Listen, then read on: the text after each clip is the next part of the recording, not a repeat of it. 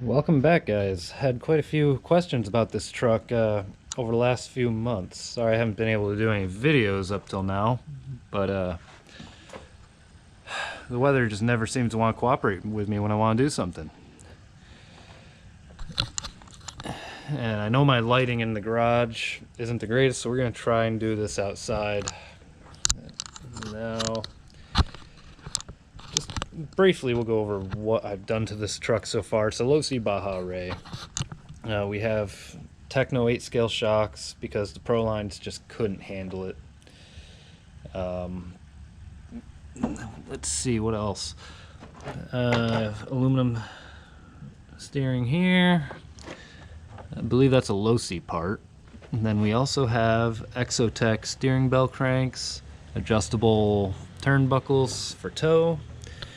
And if we can see down there, that is a GPM aluminum servo mount with a Tekin T300 mounted to it, and I believe that's an Exotech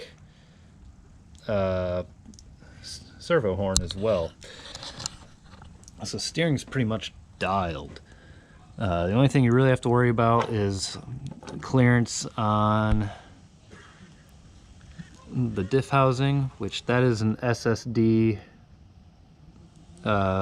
diff housing. I also have their third member cover on the rear. Absolutely essential if you want your diffs to live. Make sure you shim them up, because I did blow out a front diff doing that. What else do we have? Oh yeah, carbon fiber top deck. Got a Tegan RX-8 powering all this. A Gens Ace 2S battery. Then we work ourselves around the back. That Pro4 HD motor, that is a 3500. I had a 4300 Pro4 HD in there, but it just wasn't handling the weight of this truck. You gotta remember, this truck weighs just about the same as a Nitro buggy.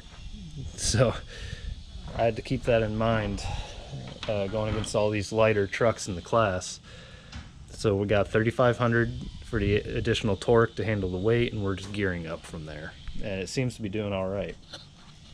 Now,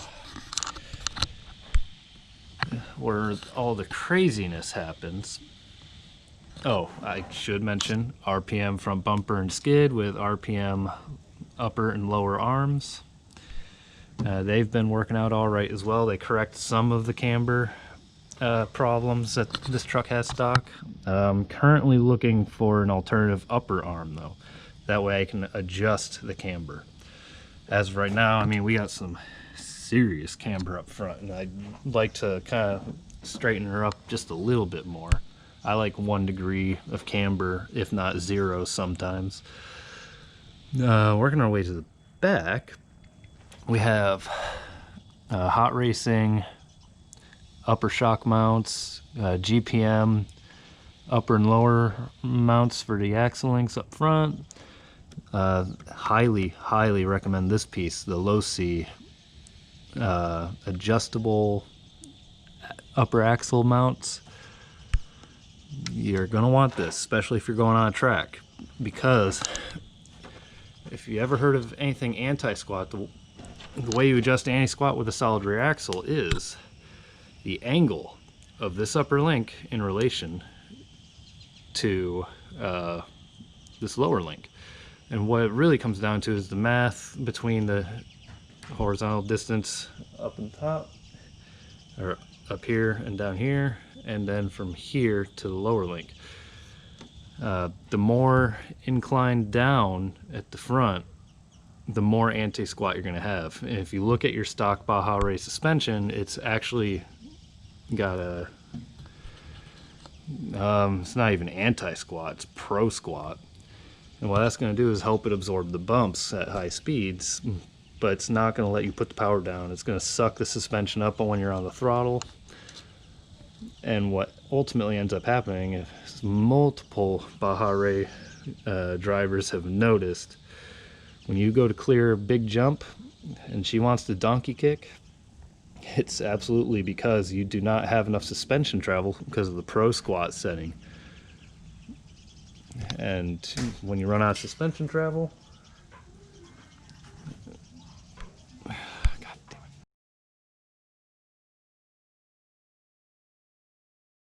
it. So, sorry about that. Where was I? So yeah, with Pro Squat, you're gonna run out of suspension travel. Let's see if I can do this one-handed.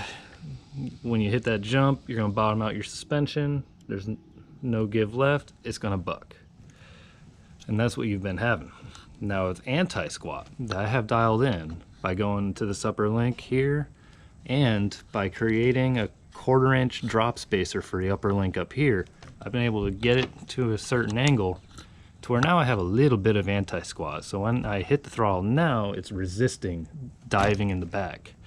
It'll actually push the rear axle down on throttle, help give me some dig, and it'll resist bottoming out when leaving a jump. So this thing handles like a dream in the air now. Let's see. That's been pretty important. Now you can't exactly take my measurements right now because, as you can kind of tell, this is a little bit different. We've shortened the wheelbase considerably. That's a stock Baja Ray arm. And to really show this off, that's about, ooh, steady here. That's about how much we've shortened it. Now, the way I've done it is I took these. Let's get that part number there for you. It's a carbon fiber graphite rear lower link for an axial Yeti from Hot Racing. Now what I liked about these is they're carbon fiber arms with aluminum links. So if you tear these apart, you can Dremel them to the size that you need if you're very careful with the Dremel.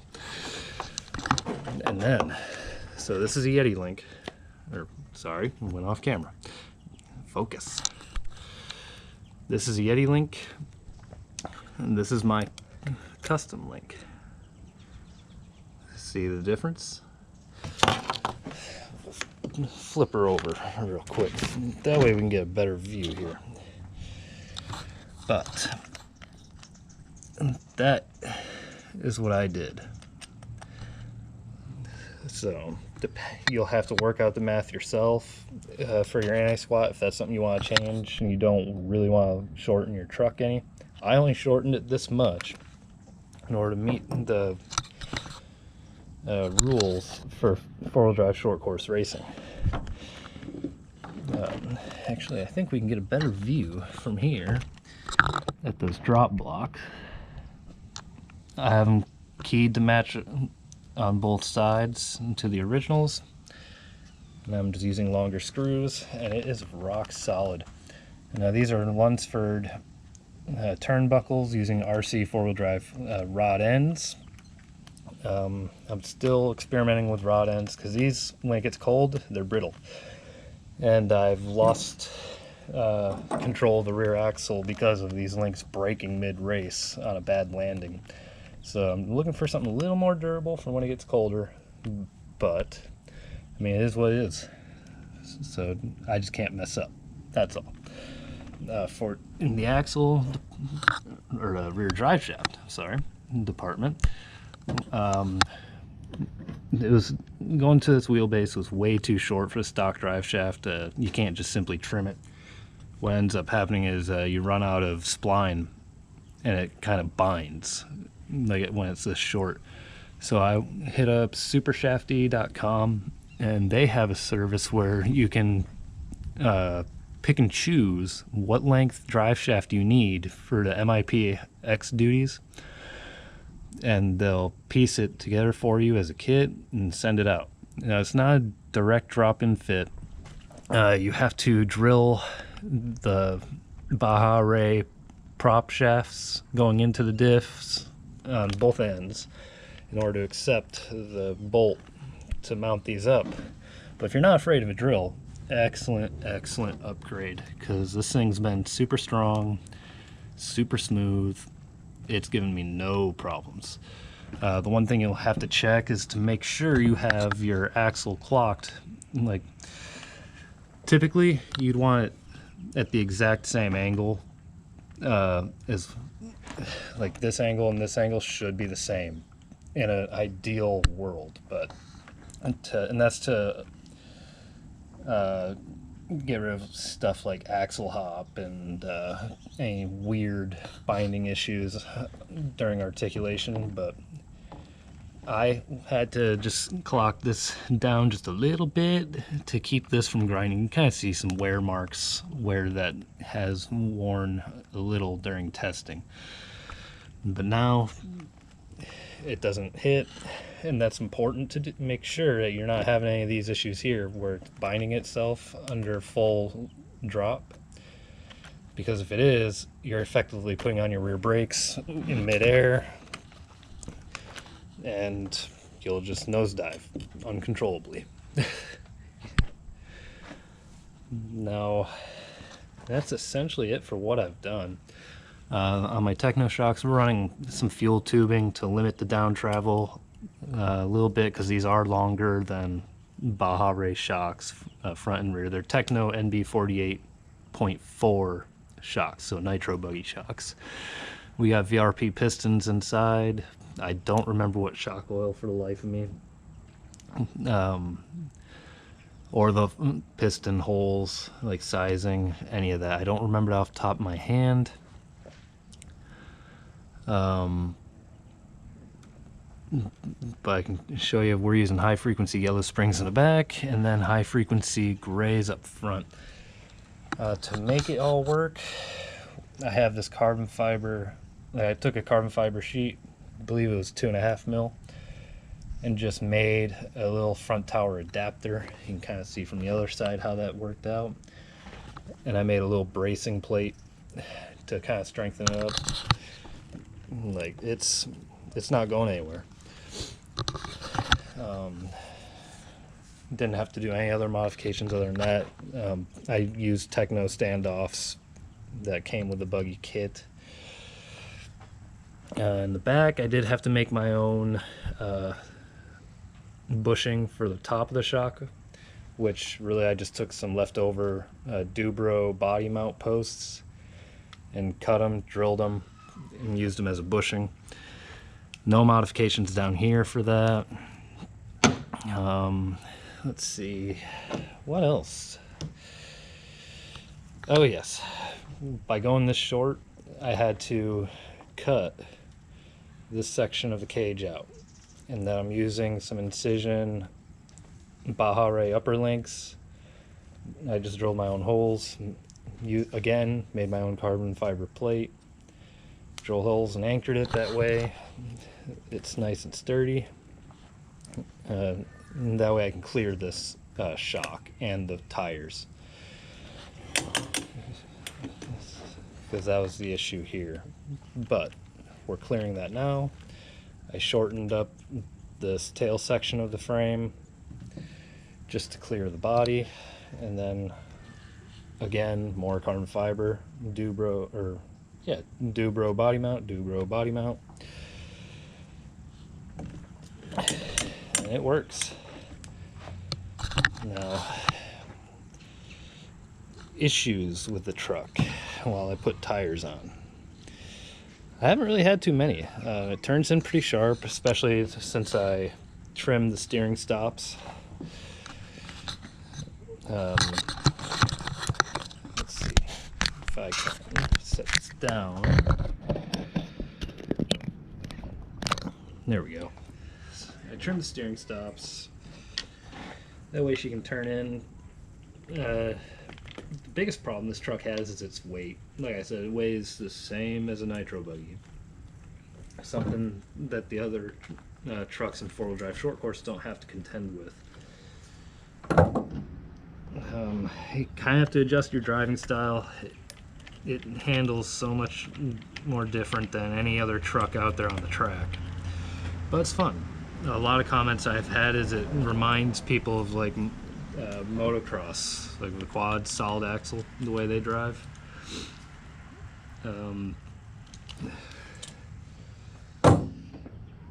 We've had a lot of marshals get really confused when they have to flip this truck over and they realize it's a solid axle truck. Alright, we'll put the body on. This is a Proline Ram 2500 body.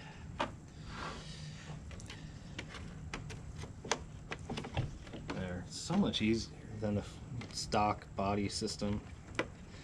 Not a fan of removing 24 bolts just to see what was going on underneath the body to change a battery or anything like that.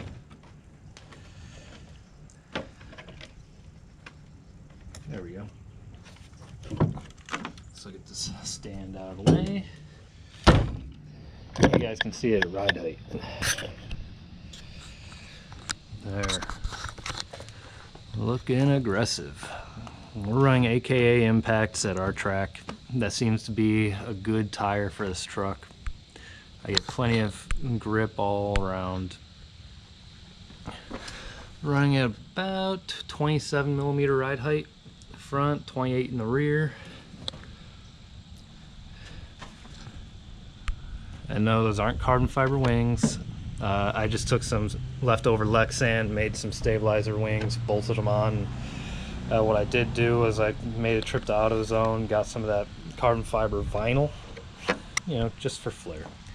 If you can't win the race, you might as well look good doing it. This body was painted by Clear Concepts. He does an excellent job. I definitely recommend him if you're looking for a painter, because I certainly can't paint this good.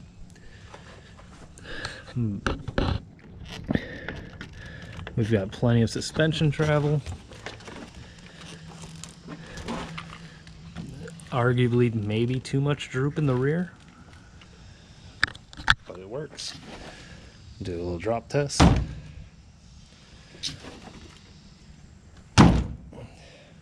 Perfect.